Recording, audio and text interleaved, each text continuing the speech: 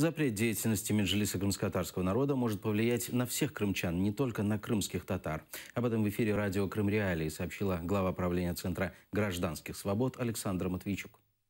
Возможно, будет запрещена символика крымско-татарского народа, крымско-татарский флаг танга, потому что это является также символикой Меджлиса. Второе.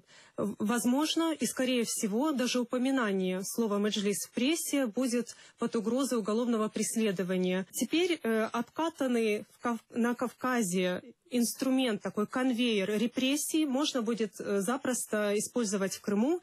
Любого человека можно обвинить в том, что он сотрудничает с экстремистской организацией Меджлис. Вот давайте посмотрим на дело Александра Костенко, которое проходило в Крыму.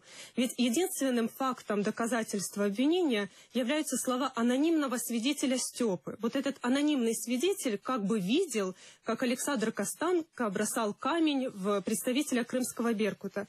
То есть любого человека, вот при появлении в судебном заседании таких анонимных свидетелей, можно абсолютно серьезно на длительный срок упрятать за решетку.